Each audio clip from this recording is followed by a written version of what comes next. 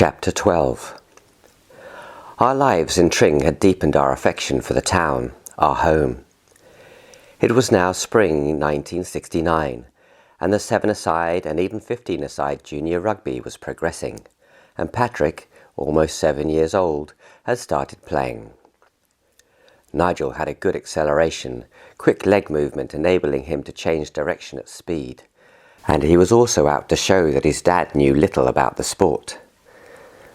Nigel played centre 3/4, and I had explained to him that if he made a break, he must then turn out towards the corner flag, away from the covering defence.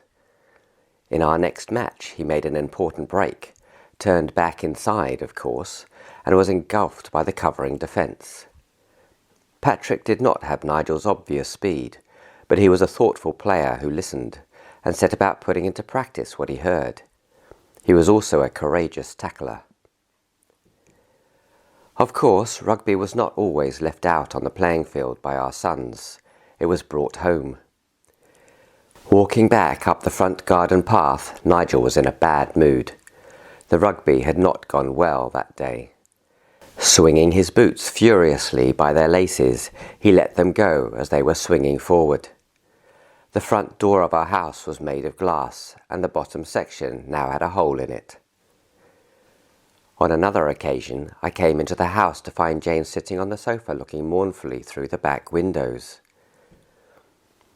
Of the mean allowance I afforded her, she had carefully saved up enough to buy a special tree, which she had just planted earlier that morning in a bed she had dug for it in the middle of the lawn. Later that day, home from a rugby session, had raced our 2 boys, one with rugby ball in hand, the other chasing him. Tearing round the side of the house and over the lawn, they had run through the tree, breaking it into pieces. Our neighbours, the Trussells, had put up a climbing frame for their 2 sons in the bottom of their garden. In no time, Patrick was over there nearly strangling himself on it somehow, and had to be rescued. Those were the days. Jane started expressing her artistic talents by making pottery and pewter pieces for the house. She had found evening classes at Decorum on pottery, pewter and soft furnishings. The kids were each given a lizard or frog or some such. Historically, Cooper's had been a veterinary chemical company based on their first product, an arsenic sulfur sheep dip. So how had we got into aerosols? Well, returning from a trip to America, Sir William Cooper had found himself sitting next to and drinking with an American who was looking for distributors for his new chemical dispenser, called an aerosol. In no time, Cooper's had rights for much of Europe, and so Cooper aerosols, both insect-killing and deodorant, started. To spread the overheads, the aerosol manufacturing plant at Berkhamsted happily turned out aerosols for some large companies, such as Shell Chemicals. Before long, Cooper's found that competitors were undercutting Cooper prices. Not only were competitors' aerosol can contents less than full, down to as low as 50%, and no distributor had noticed, but the insect-killing formulations were highly inefficient, and therefore less costly compared to Cooper's. Our UK household product sales manager hired some consumer research.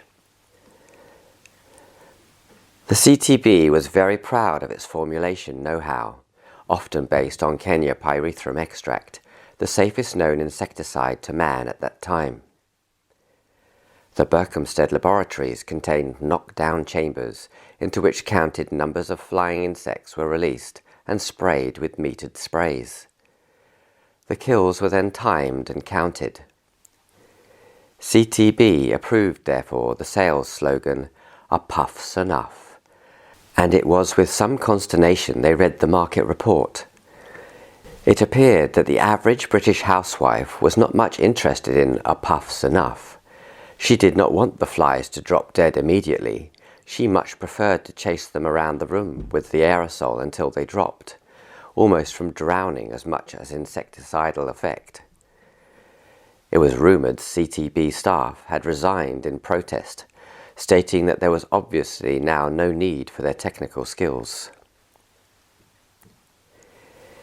In Nigeria, I had noticed Shell's progress with their aerosols made by us at Berkhamsted, stocked in all the markets, in the pharmacies, and of course at Shell petrol stations. For the Arab African markets, we now had a highly perfumed aerosol called Piff Paff, with a bright yellow, black and red label that massed well on retail shelves and was starting to sell. Looking along the petrol companies in Nigeria, I noticed the agip colour was yellow, and soon I had agip tied up as Piff Paff distributors in Nigeria. At least then I had a proportion of petrol stations with Piff Paff stacked high. Another minor success I had at the time was with a sheep wormer. Based on an ICI chemical, haloxon, this product was marketed as Loxon. One day I overheard a CTB discussion at the end of which a senior veterinarian remarked, "Yes, well, as we know, Loxon at half dose controls 90% of any Hymonchus." CTB was obsessed with combating the new Merck Sharp and Dome Rolls-Royce anthelmintic thibenzole, and I wondered if we were too busy trying to match thibenzole. Hymonchus was commonly known as wireworm.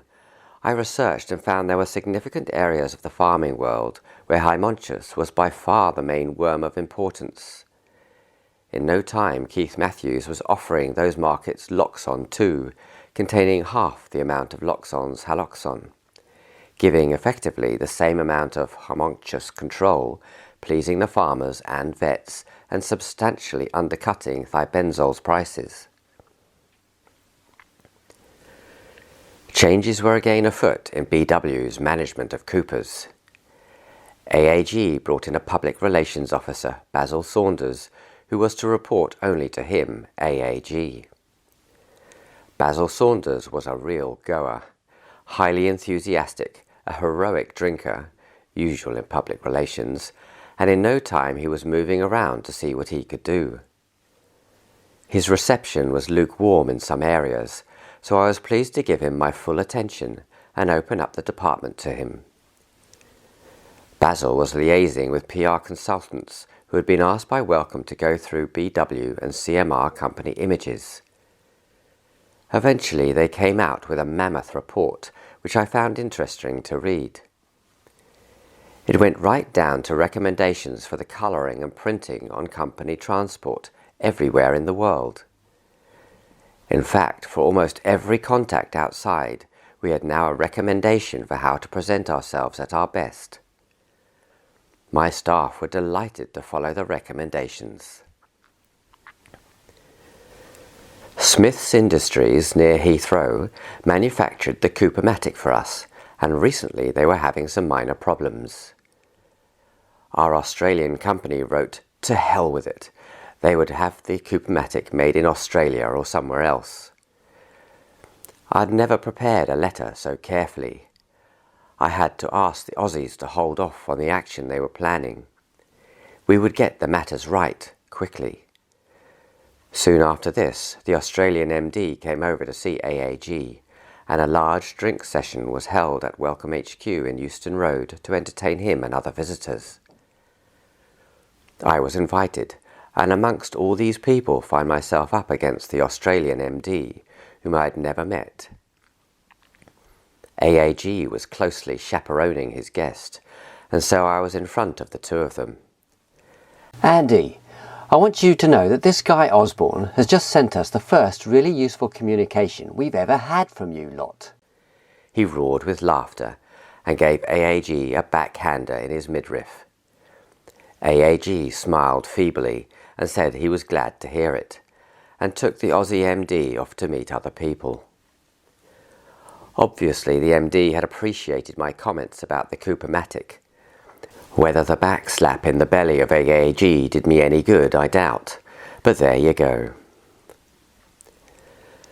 Now the group was approached by the Louis Allen Management Training to introduce their gospel to our managers. AAG asked me to go with a few others to sit through and assess a week-long presentation from Louis Allen's American representative.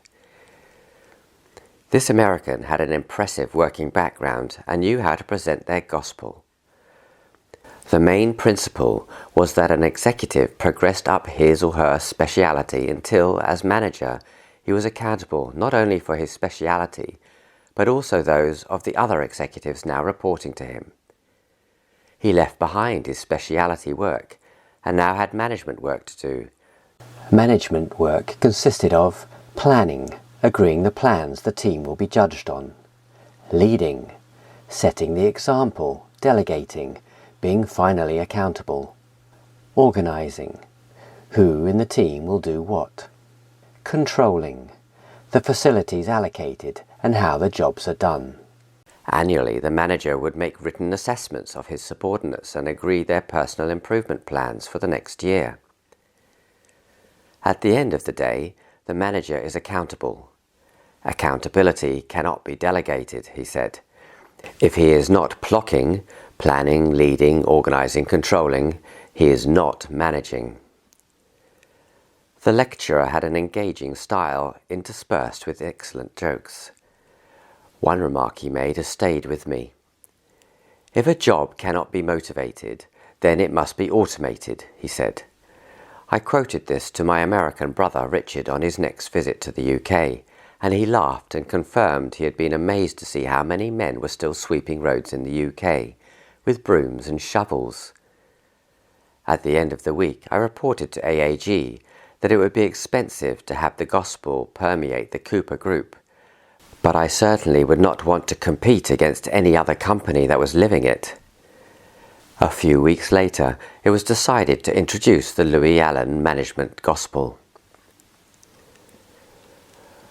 Rod Kelly, my Berkhamsted lawyer, was still wrestling with outstanding problems from Dad's will, sending me copy correspondence, etc.